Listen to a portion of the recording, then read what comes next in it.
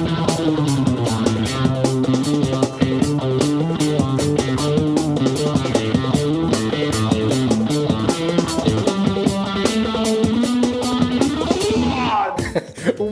to the Fish Nerds. I'm Clay Groves, Chief Executive Fish Nerd of the Fish Nerds podcast. With me today is Nick Hudson Swager, our Fish Nerds correspondent and our audio nerd, and a member of the second best band on Town Hall Road, Diana's Bath Salts. By the way, I saw a sticker on a car today that said, "Shut Diana's Baths down." What did you seriously? do? What did you do? What did I do? Yeah. Oh, I mean, you know, the fans, we just can't control them. Shut them down. You know, I mean, we've gone to the town and whatever, but we are what we are. So people are just going to have to deal with our popularity. It's really tough being as popular as you are. I was visiting people the other day, and your band's name comes up over and over and over again in town. So it's remarkable. And we just played over in Maine and Naples last night. Yeah, so you were inside Maine. We were inside Maine. We had our passports and everything. That's amazing. Yeah. Played to the toothless masses. Oh. I didn't say that. Sorry, Maine. I'm just kidding. I'm talking about Kentucky. Oh, yes. Oh, shit. Sorry, Kentucky. Hey, welcome to the show. Glad to be here. We're glad to have you. We've co-hosted before. You did a great job. You've been mixing our show for us off and on forever, which we appreciate. I love doing it. Yeah, totally fun. So tonight on this show, we are going to have a lot of fun to kind of give you a rundown of what's going to happen. First of all, I need to talk about bass fishing with you because you've been doing a ton of bass fishing and live streaming, and I want to talk about that. Absolutely. Then I got invited to go to Tuckerman's Brewery here in Conway, New Hampshire, to talk to a brewery nerd and a fish nerd at the same time. So we're talking fish and beer together. It's a good pairing. Yeah. So not bad. We got some great fish in the news. We're going to find out one more reason you should never visit Australia. I ran into somebody from Australia while I was fishing. They're super nice. They are, and well, she was actually an American who lives there now, and she was like, "It's really not as scary and dangerous as people say it is." I was like, "Okay, whatever." Whatever. Well, you survived it, you Yeah. know, but her partner's dead. Yeah, exactly. And of course, then we have Stump the Fish Nerd. So, a lot to get through tonight. Before we begin, I want to promo our Patreon. Now, our show doesn't have any sponsors. No one's giving us money to do this. We do this for free, which is really hard to do because it costs money to make a show. So we're asking our fans to help us keep the lights on, buy us computers, and do all the things. So we crowdfund this show through Patreon, which is a crowdfunding website. It's like an ongoing, like a GoFundMe or an ongoing, what do you call it? What's the big one? Kickstarter. Kickstarter, Yeah. So basically, you go to patreon.com/fish nerds. We're asking everyone to give us $1 an episode. That's $4 a month. And that helps the show keep going. And I'll send you some swag, in the mail and a little thank you card. And $4 makes a huge difference over our thousands of listeners. And we are saying thousands of listeners. This show is growing. It's more than dozens, finally. More than dozens. More than dozens, which is really great. And if you want us to mention your business on the show, throw $25 an episode on Patreon, and you'll get the sponsorship level thing. And so right now we have one person doing it, and his name is Josh Lopes, and he is lopestax.com is his website, and he's an accountant in Hanover, Massachusetts, who's also a fish nerd and a great guy, and supports our podcast at $25 a week. And that makes a huge difference because I'd have shut the show down a long time ago if it wasn't for our Patreon supporters. So that's really important. If you don't have $4 a month and you want to support the show, you can tell people about our show. That's really a huge deal. Word of mouth is a big deal. And you can go to iTunes and leave us a 5-star review, which is great. Have you done this? Oh my gosh. I don't know if I've done a iTunes review. Well, if you do, I'll read it on the show. If you don't, now I'm feeling bad. But I do the Patreon, so I feel like I'm doing a little bit of my part. Yeah, if you're choosing whether to leave us a review or give us $4, give us the $4. Yes. Because it makes a bigger difference. But reviews on iTunes are like currency for a podcast. It gives us some external value, and we got 2 new reviews. I'm going to read those now. First one is by Skeeter 1 KP. I wonder what that stands for. KP is probably Kittery Trading Post or something like that. Yep. It says, too much fun. I love fishing, and these guys are fun. Keep it up. Oi, oi. So, Oi, oi. oi, oi. And then we got one from M. Joe Alexin, 5-star rating. Maybe I'll learn to fish. I'm not a fisher, but not by choice. Fish just generally hate me. They hate all of us. They do. Anyway, except for my kid. They don't hate Zoe. That's true. Anyway, I've been fascinated by the sport and would enjoy it a lot more if I could actually catch something. The layout of the podcast always allows fishers of any experience level or lack thereof to enjoy and learn more about fishing. Funny at times, entertaining for sure, and always great for learning more about fish. If you like fish, you'll love this podcast. That's a great review. It's a nice review. It really does sort of sum up the podcast. I think so. Maybe I'll just rewrite that into my iTunes description of the show and just use that from now on. There you go. It's pretty good. Funny at times. I like to think usually funny, but can't win them all. Nah. So, yeah. Hey, there's some brand new fishing podcasts in the world. Do you listen to other podcasts? Sadly, I don't. No, just one only. Just one only. The saddest iTunes feed ever is Fish Nerds. Yes. Well, although I'm subscribed to some other podcasts, but I just don't find the time for it. Yeah. I like to listen like while I'm out driving around or looking for fishing spots. And actually, I don't listen to very many other fishing shows. I find it mostly like they're all about like, here's how you catch bigger, funner bass, blah, blah, blah. And I'm like, I can't do it. I just want to catch a fish. Yeah. So I do a lot of NPR type shows, Radio Lab, This American Life, that sort of thing. But some of our friends and longtime listeners started a new podcast. And so I want to shout out to them. They're on their 3rd episode. And they're looking for like reviews, but not like necessarily iTunes reviews, but like, I've heard the show. Here's what I want you to do going forward. They're out in Minnesota, so they get this great kind of regional Minnesota accent. Minnesota, don't you know? Do you know how Minnesota. to do it? Yeah, Minnesota. Minnesota. Yeah, they drink pop out there. I don't know. But anyway, the podcast is called the Live Well Podcast. Live well, like the well in your boat. The well in your boat. Right. Yeah. Now, if you read it wrong, Live Well Podcast, it's about yoga. So it's not the Live Well Podcast. It's the Live Well Podcast. It's a podcast about fishing and the outdoors based in Minnesota. Features a sport nationwide hosted by Andy Peterson and Justin Moen. Justin's been a friend of the show for a long time. Anyway, they want you to head to iTunes, Stitcher, and subscribe, listen, and give them some feedback. Tell them what you think. They mentioned us last week, so I feel it's only fair.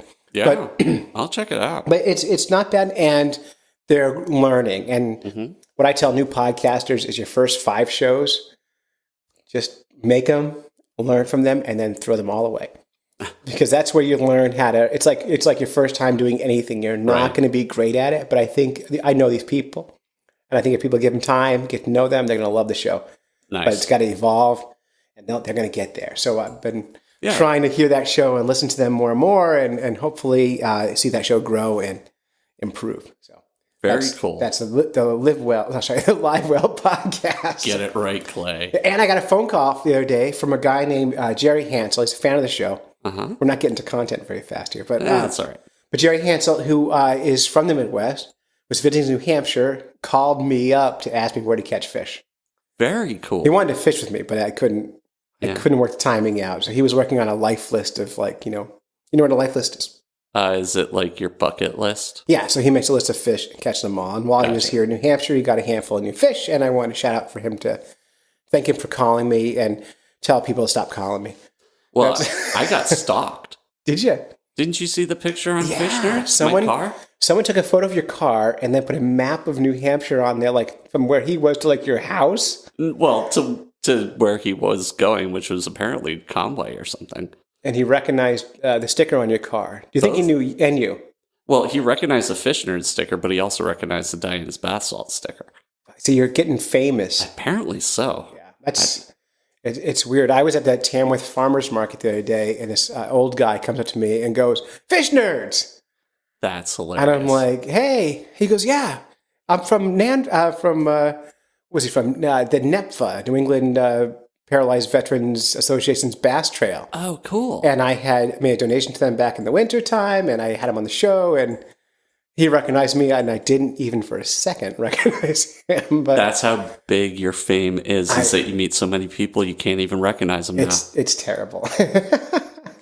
But anyway, you've been bass fishing. I have. And you've been, I love that what you've been doing. You've been live streaming your bass fishing trips on the Fish Nerds podcast group. Yes. But I haven't seen you actually catch any fish while live streaming. What's been going on? Well, I'm recording with a GoPro. And I'm actually trying to put together some GoPro videos. I have a bunch, and I just need to get the editing done. But actually, my hope is to start producing a regular, like once a month video to post through Fish Nerds. Just kind of what I'm doing fishing, because I don't think of myself as somebody who really knows a lot, and I'm just kind of figuring it out as I go along. And there's a lot of YouTube videos out there of people with fancy gear and, fancy boats and traveling all over the world and all this great stuff. And yeah, that's fun to watch, but it's not really the experience for the average person. Well, I think it's really important to know is if you look at those YouTube videos, a lot of them are sponsored anglers. Yes. So they're only fishing with the Rapala or the whatever brand lure they use. And has to be the Toyota brand truck and this brand the other. And yeah. One of the things that fish merchants suck at doing is getting sponsored. So you're just a guy fishing with whatever works for you that day, and you're learning through experience, which is how we all learn. We don't learn a lot listening to podcasts about fishing. We learn by getting out in the water and doing the work. So, and you've been fishing these great areas up in the Plymouth area of.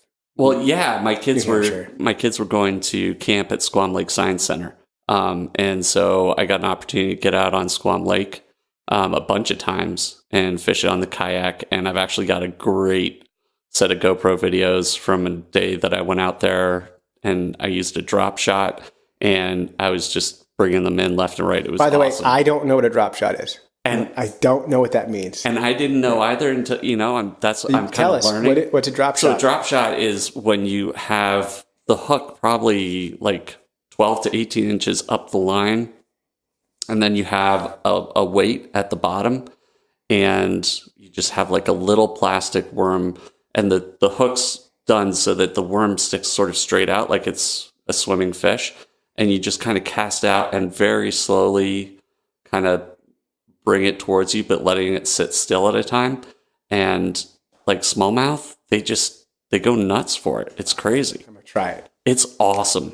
It's a really good technique, and I just learned about it, and it works. Yeah, I mean, I've heard the phrase. I just had no idea. Yeah. But I've actually seen people use that technique ice fishing.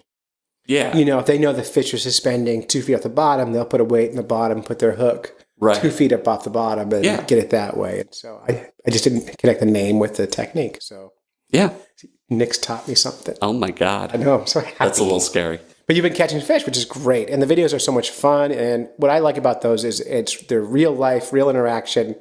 And it's just you doing the things. And it's totally fun. So if you're not already on the Fish Nerds podcast group, get there, be friends with us. We've got a really good community going there. There's like 600 people there now, and supportive, friendly. We're all from different places.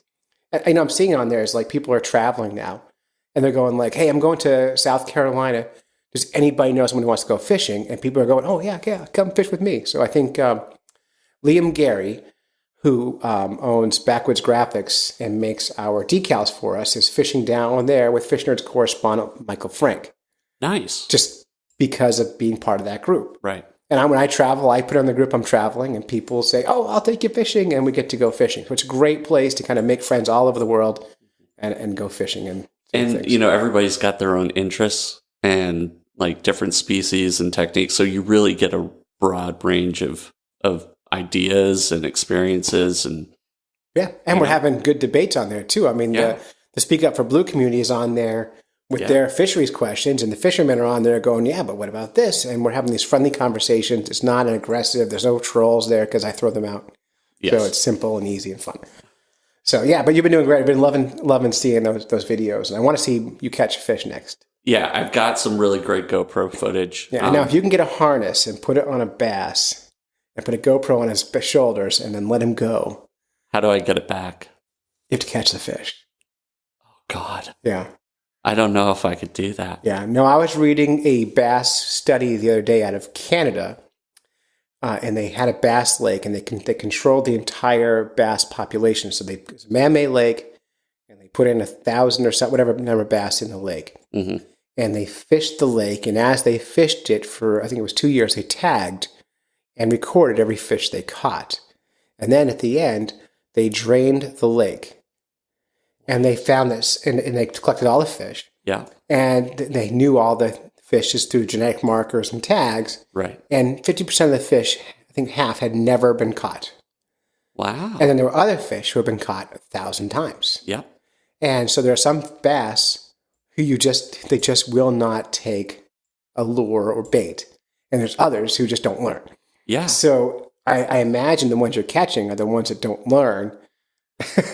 You can catch And the them. ones who swim right by my lure and I can watch them do it, they're the smart ones. Or just the ones that just have adapted not to eat whatever crap you're throwing at them. Right. Now, have you ever caught the same bass twice and been 100% sure of it? No, but I think I have. So I'm tell you a story about one time I was fishing with Zoe, my daughter, who's, by the way, if you've never fished with Zoe, She's a rock star. Her fishing method looks like this: go out, catch a fish, take a photo, take a nap. That's how she fishes. It's a good technique. But when she was little, she was good at fishing. When she was 3 years old, we were fishing on a dock, and she was catching little pumpkin seed sunfish on her little, Barbie rod or Dora rod, whatever it was. Probably Dora. Yeah. Knowing my wife, probably was not Barbie. And she caught this pumpkin seed, and she was very gentle, reaching in the water to take it out of the water. And a bass came up and bit her hand and took the pumpkin seed out of her hand and broke her line. Oh, I remember this story. Oh, yeah. She was horrified. She was so upset, crying. I settled her down and hugged her, and I put on I was using, my favorite lure at the time was Sluggo's topwater lure, put it on, and I cast out about 40 feet from the dock, hit the water, a fish exploded on it. I fought the fish in, took it out of the water, and, had my Sluggo in its mouth. And on the outside of its mouth, it had a broken fishing hook with a little pumpkin seed stapled to its mouth. So I was able to release the pumpkin seed alive and then release the bass alive. And my daughter thought I was like the most amazing fisherman she ever saw. That is incredible. So these fish are not stressed by being caught. It's not at all. Or hooked. They forget about it. They move on. But anyway, I'm gonna follow up with that bass science study I read and find the author and try to get him on the show, because the stuff I read was unbelievable. I think I may have heard of that study. Yeah. Because I remember reading something about it, how there seem to be some that they just will not, and others that just get caught over and over and over again. And interesting thing, you've been doing your fishing on Squam Lake, right? Some of it. Some of it. Now, Squam Lake, there's been a big study in New Hampshire about bass and migrations. Mm-hmm. And so all these bass tournaments happen on Squam Lake, and they capture the bass, they drive them to the boat dock, they weigh them in, and most of the fishermen just dump them in the water right there. Right. So the question was, do those fish return to their spots, or do they stick around in the cove where the boat launch is? Oh. And so they tagged all these bass in tournaments for a few years, and they put them all back in the water, and they swam, and they measured where the fish ended up. And 80% of the bass, I think it was close to 80%, end up back in the exact spots in the lake where they were caught. Even though they were caught, brought into a boat and driven to a different section of the lake, they found their habitat, their spot on the lake. That is really interesting. Yeah, it's a really cool study. Because some of the bass fishermen who think they're being more ethical will catch the fish, weigh it in, and then drive it back to where they caught it, which, by the way, probably is more ethical. Right. But it seems like it's not necessary. Yeah. Yeah. And by the way, I don't know how I feel about bass tournaments as a thing anyway. It's a whole other... Yeah. I don't understand it. So that's another world. Yeah. I've had bass tournament anglers on this show, and it's like talking football. I don't get it. I don't understand. Like, I don't watch football, and I don't watch bass tournaments because I'm not that kind of competitive, So that's what it is. Oh, hey, cool. Hey, so I got to go to Tuckerman's Brewery the other day. Do you drink Tuckerman's? I do. Awesome place. Awesome place. Now I'm doing some work with another podcast called The Great Beer Adventure out of Maine. Right. My friend Amanda hosts that show. She's been doing it for 100 episodes or so. Mm-hmm. It's really great and tells the story of breweries and great beers all over the world. So I'm now a correspondent for her show. Oh, nice. So I got to go to Tuckerman's to interview them about their, I'm burping because I'm drinking beer, interview them about their beer. And so I'm going to put that interview in this show so you can get a taste. But if you really want a good show about beers, you want to subscribe to the Great Beer Adventure. Very nice. Another great brewery that I was just at last night is Bray's in Naples. Really? Yeah. How do you spell it? BRAY''S. Perfect. Yeah.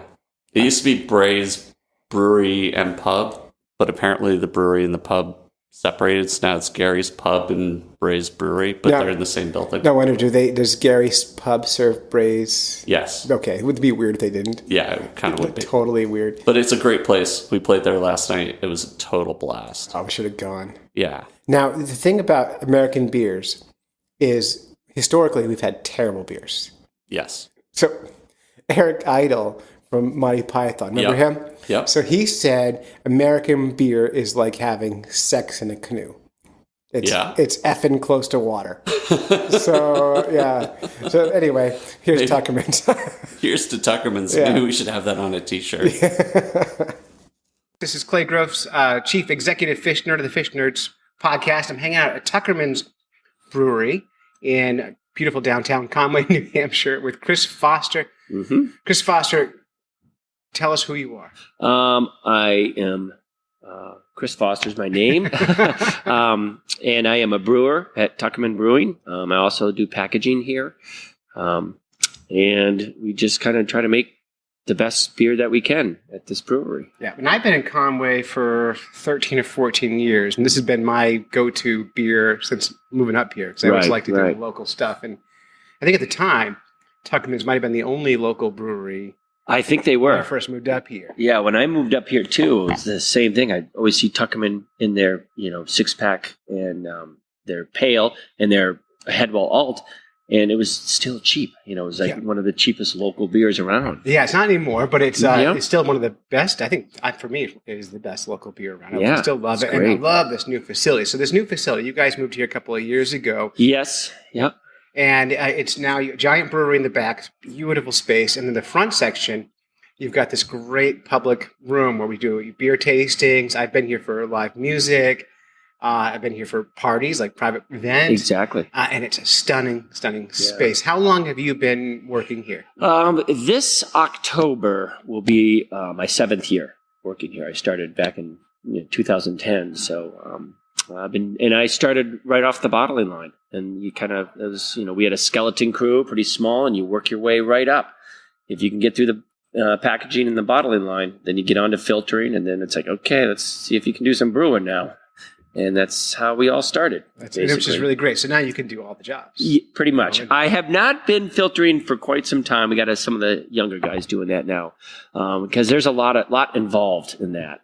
And we always sit back and go, I haven't filtered for 2 years. I don't know if I can do it again, jokingly. But if you can sit back and think about it, and we do it. Yeah, I know a little bit of quick training. Absolutely, yeah. Yeah. So what's the backstory of Tuckerman's? Why was this brewery started? I think Kirsten and Nick, they just, had a dream. Yeah, by my math, it's about 18 years, right?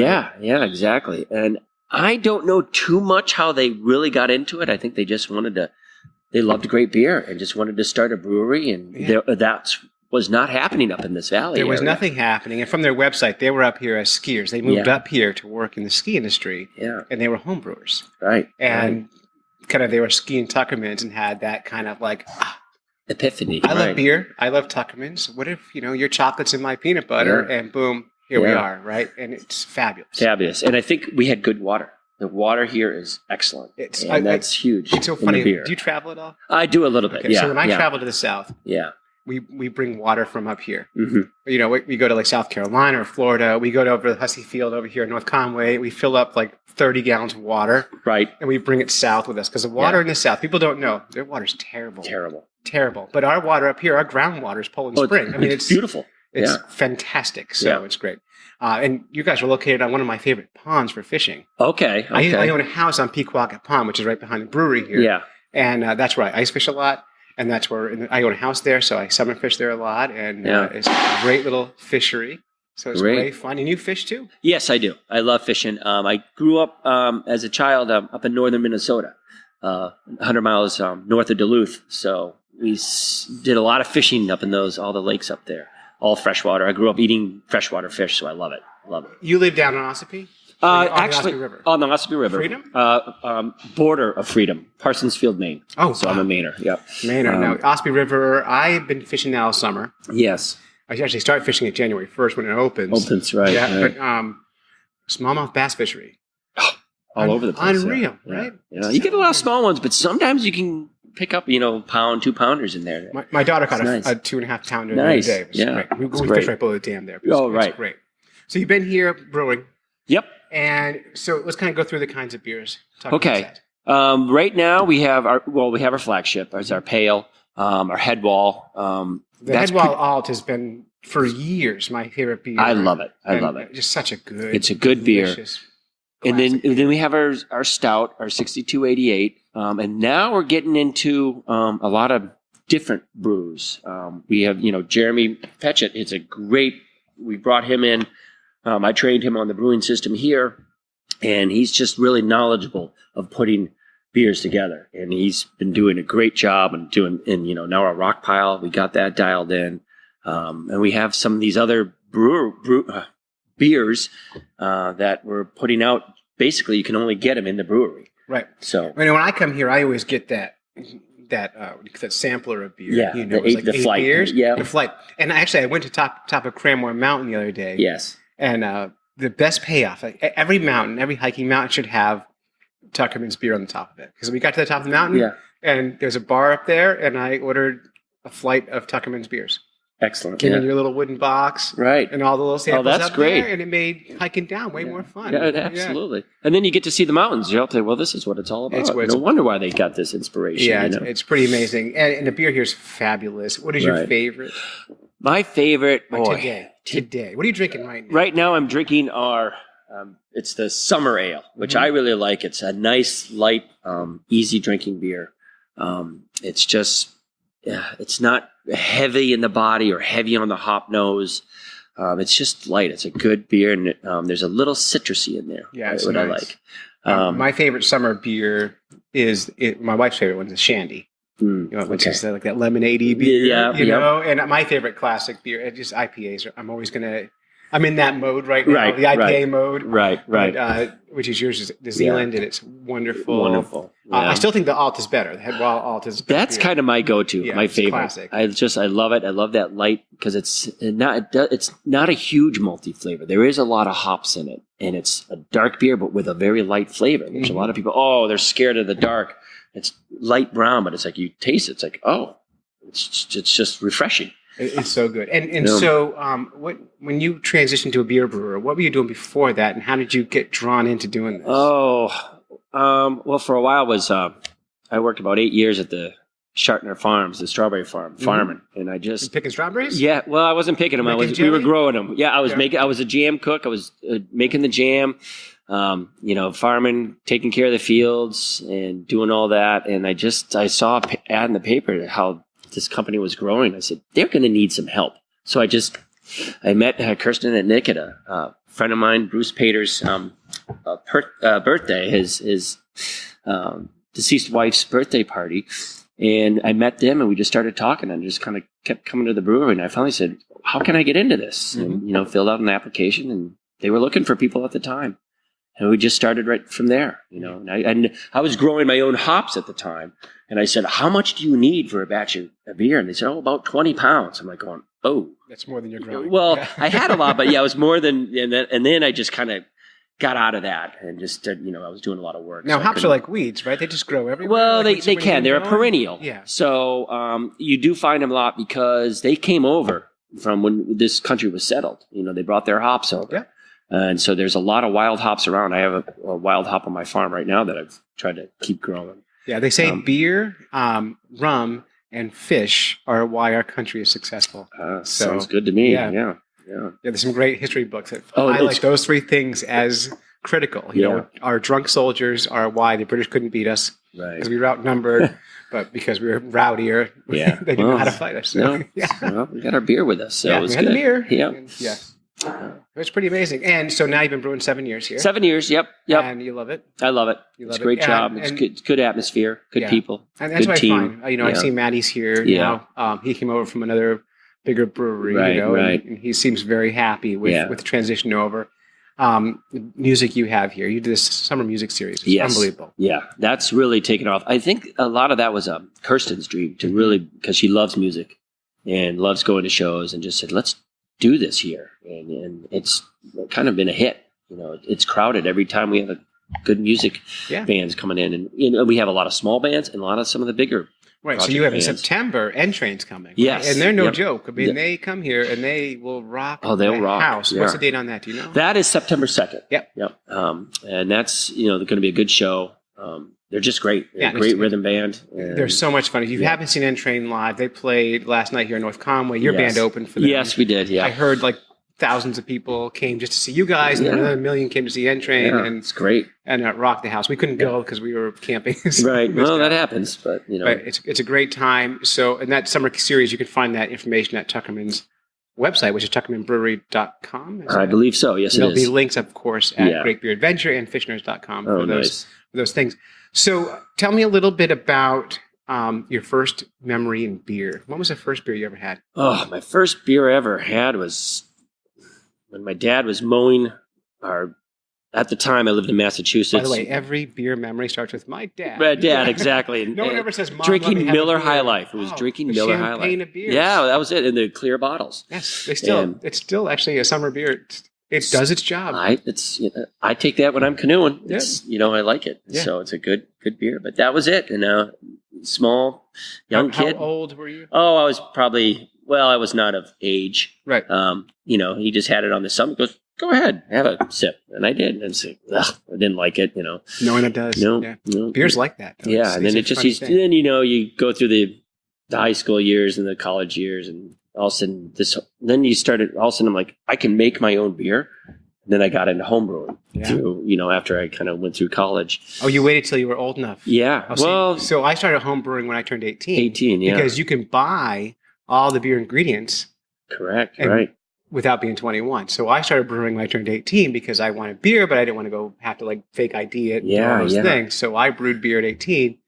And then when I turned 21, I never brewed another batch. Right. Because it's such a pain in the ass. It's a lot of work. And it's expensive too. You're not saving money making your own beer. That is for you're sure. not. Yeah. No, I got into that, make my own. And then I got into wine and mead. I really love mead. Mead is good. Yeah, I love it. So. Yeah. What is your favorite homebrew you've ever made? What's the flavor you've done? Oh, geez. I like stout. I made a good homebrew stout. Stout is actually easy to make. I like it. Nice. And I do. I like it. And then there was another, I think it was a type of ale using a lot of Centennial hops, which I really liked a lot. It's fun to get all nerdy about. Yeah. Beer stuff. You can get into it. And then I'm just like, nope, I'm not going to go that way. This is just, we're making beer here. Yeah. So. Keep it simple. Yeah, keep it simple. And now that you're here, do you homebrew stuff? I don't. Yeah. I don't. I try to make my mead because I just like mead and it's easy to make. I don't have to, and I can, I have to buy the honey. I did have bees for a while, so I was able to, when I was working at the strawberry farm, we were able to collect a lot of honey. Were those your bees back there? No, they weren't. No, they were, HUD, who was my boss at the time, got bees in from another guy, but we just kept them there and tried to keep them alive. They're tough. They're a tough little insect to keep going. Bees last year, Yeah. 1 year only, and after that, I decided that I could buy an awful lot of honey. For the $400 I invested this year. Exactly. By the way, $400 for your first year is cheap. Yeah. It goes on after that. Yeah, no, I quit. I thought, you know what? I lost every bee, and I'm done. That's what happened to me. Yeah, I got 2 years out of it, and that was it. So it's fascinating. Yeah, it's really fascinating. All the power to the beekeepers. Yeah. Now, so you're old like I am. Yes. Right. Yeah. I don't know how old you are. I'll be turning 50. 40s. Yeah, 50 this November. Okay. The big one's coming up. You're older than me, so that's good. Yeah. Back in the day, microbrews were the thing. Do you remember when we didn't have craft beers? No. We had microbrews. Yeah. Back in the day, think back 90s. Yeah. That puts you back in the middle of the microbrew Right. revolution. What was your favorite beer? This is pre-Tuckerman. Oh, geez. I was drinking a lot of, there's this great brewery out of Hudson, Mass called Pilgrim Brewery. And they were brewing some amazing stuff. Ipswich Breweries brewing stuff. And I would go to this liquor store and we would get these 24-ounce bottles of like Harbor Light. I think that was from Ipswich, and then Pilgrim came on the scene and brewing stouts, and I just loved it. That's kind of what got me going on the friend of mine. We'd go in there and buy these cases of these bottles, and like, you're buying it all out. I'm like, yeah, we are, because we like it. That's how we would do it. We would go in and we would buy every week. It'd be Thursday night would be a different microbrew, and we would work down the way. list. And I think I've had near every beer. And then now you can't keep up because craft breweries are now popping up like everywhere, right? And beer in America, we were talking off Mike earlier, is better now than it's ever been in our history. Exactly. Ever been. It's places like Tuckerman's that have put it back on the map. Right. And we try to be very consistent with our brewing. And that's the key when you're a brewery. It's like brewing those beers that are very consistent. And well, because if you're, if I want Headwell Alt, and I'm 2 years, I'm in Headwell Alt. Right. I go to the store, I get one skunky batch. Yeah. I'm gone. Yeah.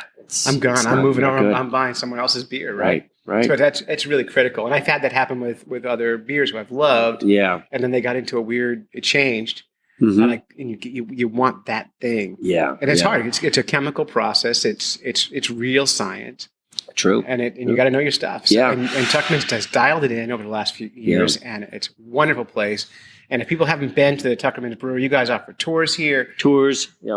Music, everything. It's a beautiful place to visit. The concerts are all family friendly, so you don't have to be 21 plus to come see a band here. Right. It's $10 cover. For the N-Train, for example. Yep, for N-Train. Sometimes we have free shows coming up on Saturdays. We do that. So. Yeah, and Diana's Bath Salts, one of the bands associated with the Fish Nerds, has played here a number of times. Yep.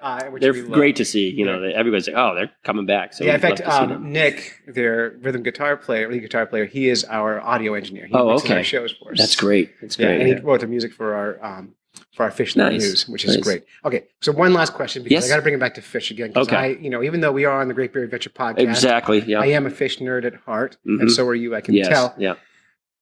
Tell me your best pairing of a freshwater fish with beer. What do you think? And you can pair it with a Tuckerman's brand if you want to. A nice freshwater fish. And tell me how somebody cook too, because that impacts. Well, I do. I grew up fried fish. Yes. I've gotten into breading them. Breading them. Well, my grandmother had a secret recipe. Oh, let's hear it. We did a third of butter, a third of bacon grease, and a third of butter, a third of bacon grease. Oh my! I'm dying already. Yep, and a third of oil. And then you would wash your fish. I don't think we used flour. It was just I can't remember this recipe. And then cornmeal was a big part of it. Yep. And then you just fry it. Perfect. But you batter it and let it sit for half an hour. That was the key. You couldn't just throw it right in there. You have to walk away from it, and then we'd fry our fish. Yeah, something happens in that time. The longer you take between breading your fish and frying it, something magical happens. I don't know what it is, but it's real. That's right. It was cornflake crumbs and cornmeal. So, and you up in Minnesota, you could actually go buy a box of cornflake crumbs. They just take them. We could have just bought cornflakes and crushed them up, but no, you could buy these cornflake crumbs already. Great. It was great. So. Yeah, we have a lot of listeners in Minnesota, and they will probably be writing and going, I know that recipe. Yep. Well, Lutz in Minnesota, that's where it's at. Now, in the South, they will bread their fish. They'll take like Doritos, and they will drop those Doritos into a food processor, and they'll bread them in Doritos, like catfish, for example. Which I've tried, and it's as good as you can imagine. Oh, I bet. I love catfish. I do too. It's a good fish. I do too. All right. Do you have any parting words for people who are thinking about visiting Tuckerman's Brewery? Please come up and try our beers. We have a lot going on. We're getting into the kind of the fall winter season. I know it's still summer. I'm not pushing the winter season, but we're going to be getting our stout out and our altitude, which is kind of an offset of our Headwell Alt, which is a little bit stronger. It's good beer. I like it a lot. And come on up and enjoy and see some music. That's what we're all about up here. All right. And so Chris Foster from Tuckerman's Brewery, thank you so much for coming on the Great Beer Adventure podcast. My pleasure. And of course, the Fish Nerds, we always appreciate talking with one more nerd. Oh, excellent. I have an open invitation to take you ice fishing this winter. All over it. You know, Yes, I know please. Maddie does some ice fishing, but I catch fish, and I'd love to take you out and put you on some real fish. Excellent. And especially even down your way, there's plenty of great fishing down there. Yes. I guide on Ospey all the time, so Awesome. it's Oh, I love that. Yeah, it's be great. a totally great time. All right, thank you. It's time for Stump the Fish Nerd. Time for Stump the Fish Nerds. That is our occasional segment where you, the listener, can call in 607-378-FISH and ask us a question. And we will do our best to answer it. If we can't answer it, we'll find an expert to answer it for you. Okay. So this one, and this came over Facebook, which is not my preference, because if you do it over Facebook, then we are going to do an impression of you calling it in. Oh, this is going to be good. Yeah, it's a little bit of Facebook theater. So if you could play the part of the caller, Carl Hayes from Philadelphia, and you can just ask the question. He's from Philadelphia? Yeah, from Philly. Okay. Yeah. This is my best Philly accent. All right. Do you have the question in front of you? I do. All right. Go ahead. Hit it. Why are scallops so much money? You know, as someone who's just from just outside of Philadelphia, that was remarkably close. I have a way with accents. Yes. So this was asked on Facebook on our group. Captain Sean Tibbetts from MaineTunaFishing.com answered, and I'll do my impression of Captain Sean. Keep it clean. I know. He wanted to co-host today, and I'm like, I don't know if I can't edit like that today. I can't. Bleep, bleep, Yeah, bleep, I know. Like, so he'd be like, yeah, effing scallops are primarily caught far offshore. It's like some weird Gilbert Godfrey from Maine. The quotas are small, and supply and demand gets big dollars for them. So that's what his answer. Okay. So basically, he's right.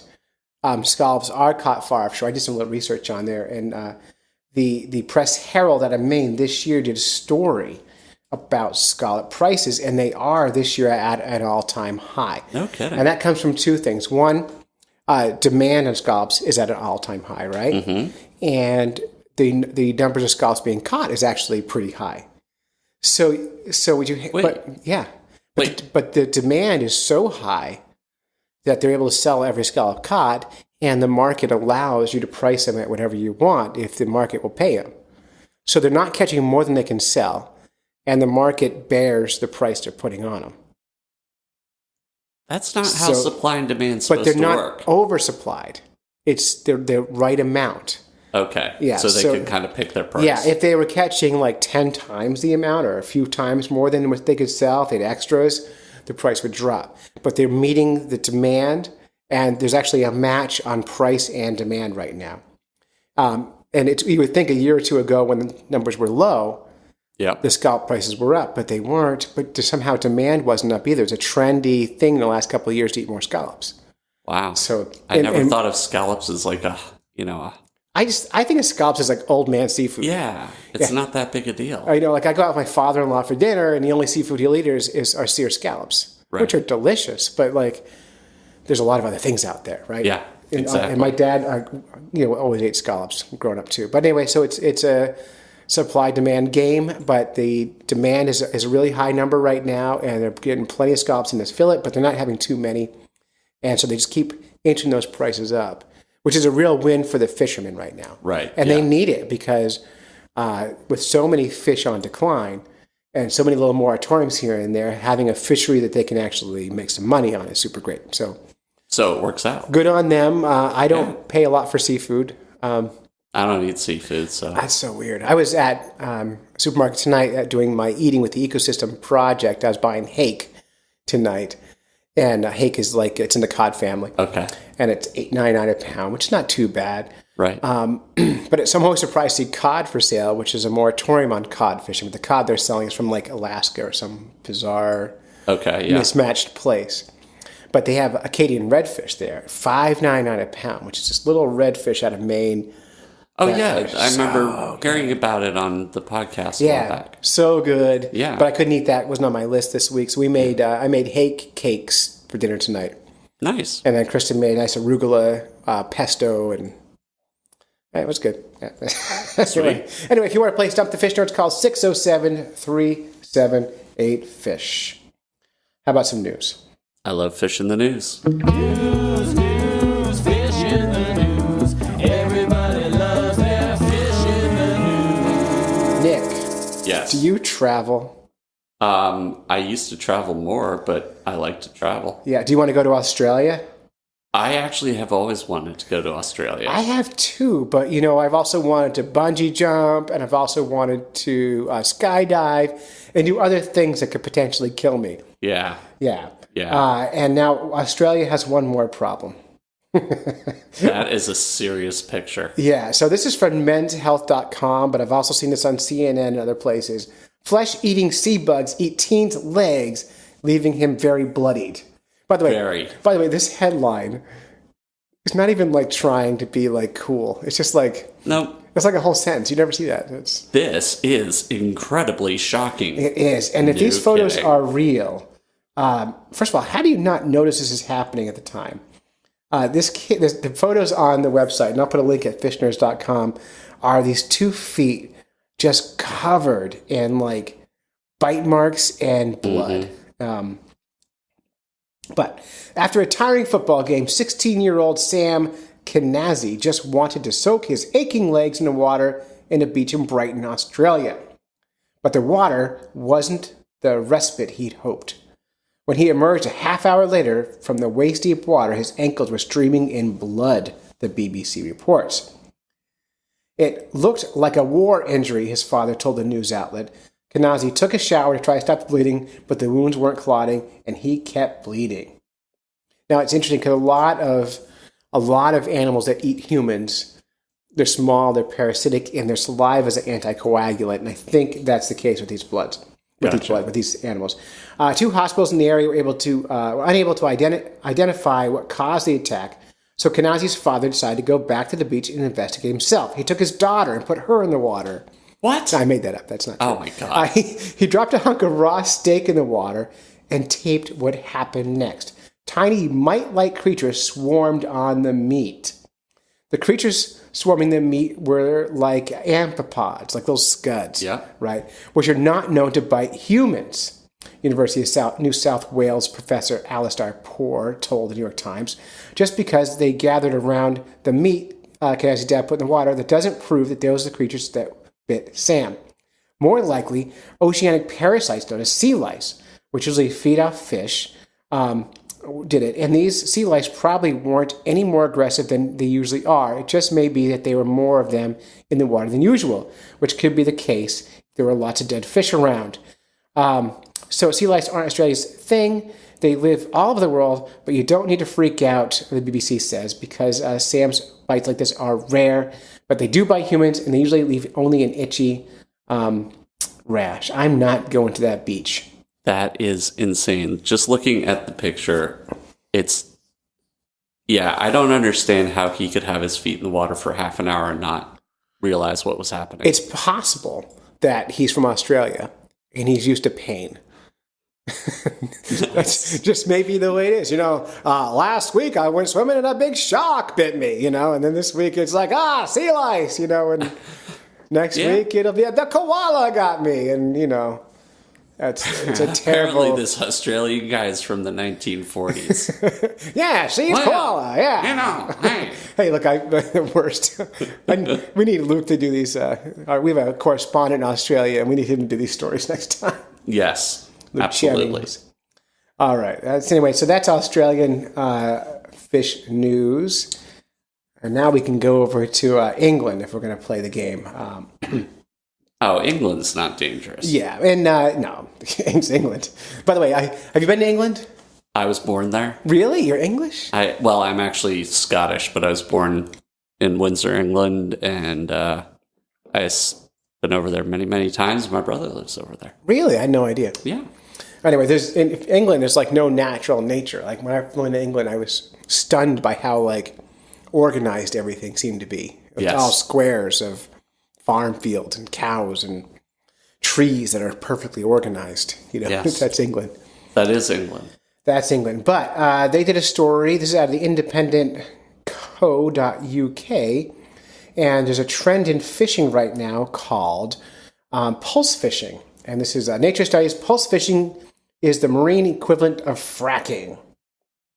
So what pulse fishing is, near as I can tell, and I'm not going to read this whole story to you, is these big trawlers. It's the Dutch doing it right now. The Dutch. Yeah. I like the Dutch. You do? Well, until I read this. Yeah, and I'm still not sure how I feel about this, but we'll get to it. So what they do is they have these giant metal chains that go in the water. They drag them across the bottom, and they pulse electricity into these tons of fish. They net the fish out. Theoretically, if you talk to the Dutch and listen to them talk, it allows them to have less bycatch. Okay. And release more fish unharmed. Okay. The European Union has banned this technique. And I'm going to get together with the Speak Up for Blue podcast, and we're going to do some research on this and talk to some experts and see if we can find out what the deal is. Because if you are shocking a fish, you think it would kill it, right? No. You wouldn't think that. Well, no, because I know that they do that for, population studies. That's right. It's a very common way to do it. And those of us who have participated in these studies where we've shocked fish and you can handle them for a minute or two and then you release them and they seem to be fine. So there's part of me that says, okay, well, if you're getting less bycatch, is it better than trawling, the big nets dragging across the bottom? Is it the same or is it worse? If it's better, maybe I'm behind it. But the details aren't in yet. They're experimenting right now. People who are against it are comparing it to like, well, yeah, of course it's an experiment, but if you caught a whale and tasted it, that's also an experiment you wouldn't do. Okay. Right? That's true. That's technically. Yeah. So we're going to do some research on this and dig in. And I'm not going to read the whole story today, but just kind of I wanted to put this kind of thought out there. If you are a marine scientist, listen to the show, and you know about this stuff, give me a call at the Fish Nerds hotline, 607-378-FISH. I'll call you back, and I can use I'd love to have an expert who knows the details. This story here is very anti fish fracking. but other stories I've seen are very positive towards it. So I don't know the real story here, and I kind of want to dig in a little bit on this before I read before I have an opinion. Yeah, the whole idea that it's, fish fracking, I think, is a little extreme. It seems it. Yeah, it seems it. And, again, if the goal is to have less bycatch, I'm in. Right. Although, if it actually does that. If it actually does that. But we don't know that it does. And so we'll find out. We'll do some digging around on that one. All right. I'm in. All right. I think I got one more story. But my link is not working. You're going to have to edit here. I'm sorry. No, that's fine. Sex in a canoe. I couldn't remember that punchline. All right. And this is National Geographic 3, 2. This is from National Geographic. Strange deep-sea fish likely filmed for the first time. The small, ghostly creature was caught on camera swimming more than a mile below the sea. I think we'll be finding, as we get more and more people with GoPros and these little handy cams, we'll see more and more, not just fish, but all kinds of animals filmed for the first time. I think you're right. Yeah. Now, they were 8,000 feet down. Scientists think they found a brand new species of fish. Small, wriggling creature is a snailfish, and it's from the family Liparidae. And I don't know what Liparidae means, but for having been found at the depths of the ocean, the snailfish is unexpectedly cute, more resembling a small minnow than one of the ocean's deep creatures. And most of those deep creatures are like blobfish and they're like all googly and angelfish. And they have the little funny teeth and the big lights on their foreheads and all that stuff. There's actually no story here. It's just, it's just a brand new fish. Well, and I actually read an article about this discovery, and it's like, it is a new fish, but it's so close to another fish that it's like, I don't know. I sometimes feel conflicted about these new species that are found. Like, there was a new species of snake found in the UK. Mm-hmm. Well, everybody knew it was there. They just thought that it was a different one. And then they did like a genetic study and it's slightly different. And I'm like, okay, yeah, technically it is, but it's, it's a snake. You saw it every day. You just thought it was a different name. I don't know. You're just jealous because you didn't name it. It'd be like the person who trademarked Pet Rock. Like we've had Pet Rocks in the 70s, and then someone grabbed it and went, "Ooh, Chia Pet." Yeah, I'm trademarking that, or I'm going to grow. Yeah, I don't know. When they find like Bigfoot or something, I will say, yeah, that's a new species. Oh, speaking of Bigfoot, Oh, God, here we go. There is, by the way, there's a Bigfoot in the White Mountains. If you go to Facebook, look for Yes. Oh, I follow. White Mountains Bigfoot. It's amazing. He's on Facebook. You Yeah. know, he's totally real, and that's how you can tell. But I've been listening to conspiracy podcasts lately, I saw that. and I'm way in on the flat Earth thing. Yeah, they're fascinating. It is fascinating, but in order to be a flat earther, but this Right. came from, I heard this originally, these guys originally on the Twisted 10 podcast. Mm-hmm. But in order to be a flat earther, you have to start with a whole other series of beliefs in other, like occult or conspiracy theories, right? Right. You can't be a flat earth person if you believe we landed on the moon, Correct. right? Because it doesn't go together. If you believe in Bigfoot, that's a match, Yes. right? If you're a very biblical person, flat Earth is a match. Potentially. Well, it does in the Bible say the Earth is flat, and it has what's called a forenum. Okay. Yeah. It has a big covering on it, and Right. a lot of the flat Earth movement believes they're biblical. They believe there's flat, and there's a big bubble over the Earth, and they talk about that. But you also have to believe that NASA is a hoax. Right. And your own eyes aren't working properly. And so I'm fascinated listening to these podcasts about the flat Earth because when anyone challenges them, they simply say, just not true. Like, so if I said to you, hey, how do you know the Earth is flat? I mean, it's round. You said, well, NASA has these things called spaceships, and they fly through space, and they took a photo, and they sent that back to Earth, and we saw it with our eyes. And their response would be, well, NASA fakes everything. That's exactly right. Yeah. Yeah, and satellites aren't real. They're just projections in the sky, and there's an eclipse coming up, and the reason you got to wear special glasses to look at it is because without them, you can see that it's a fake. So that's the problem with every conspiracy theory, you know, is that you've got to jump through all these psychological loopholes in order to believe it. It's fascinating. But then I start wondering, what do I believe in that matches with that? Am I any different? You know, I'm not religious, so I can't claim my belief in God matches that. But you know, one can make that case. you believe in science, and Right. that's fake. And that would be the case. It's like, how can that be real if it's always changing? Exactly. Right. That misses the whole point. But I would love to ask the guys, if it's a giant conspiracy, what's the goal? Well, yeah. Like, why would they, whoever they are, want you to have a flat Earth, not a round Earth? Like, what's the goal? Like, why work so hard To keep you under control. for what? Like, what's the goal? To keep you under control. Well, that's probably right. Anyway, but I'm fascinated by it, and I want to do is Twisted 10 has emailed me, and they said, Clay, we need to find out the Fish Nerds' reaction to the flat earthers. And we're going to record it and then put it on their show as a rebuttal to the flat earths being on there. Now, I reached out to Doc Martin, one of our scientists on the show, and she won't play. No? No, she says by participating, it validates them. And it's so stupid it hurts her brain. I can understand that. And that makes sense. I agree. Probably putting her under the bus here by saying that. But I think it's fun. So I'm in. I want to find a way to rebuttal. And so I'm trying to find out, are there fish migration patterns that show the curvature of the Earth?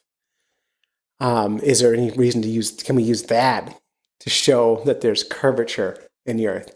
Right. Yeah, because remember, they don't believe the Earth they believe it's flat, and they believe it's stationary. And the sun goes over the Earth. How do they explain gravity? No such thing. I've heard this. This was last week on the Flat Earth podcast. Gravity is not a thing.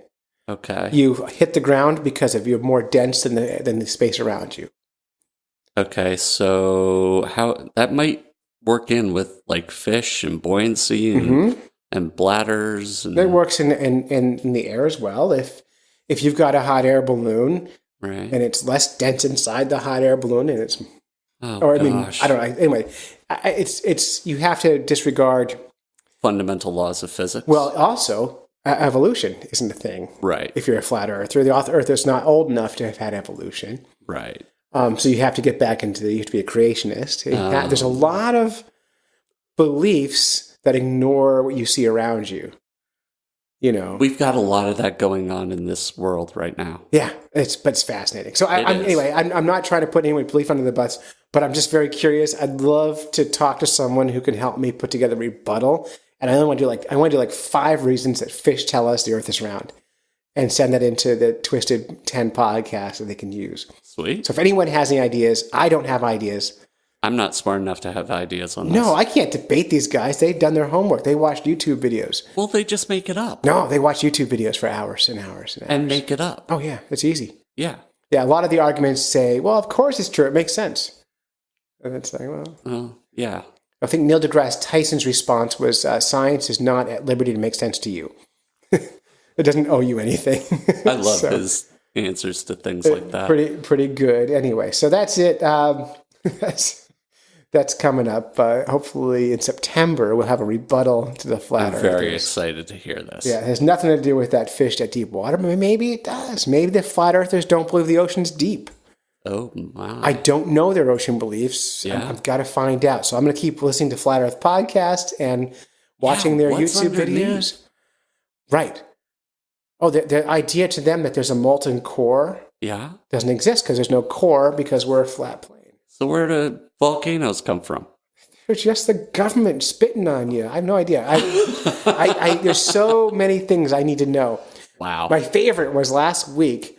They said, you know how we know that scientists don't even believe this themselves? We asked a scientist, if you're in Australia, how come all the blood's not rushing to your head because you're upside down?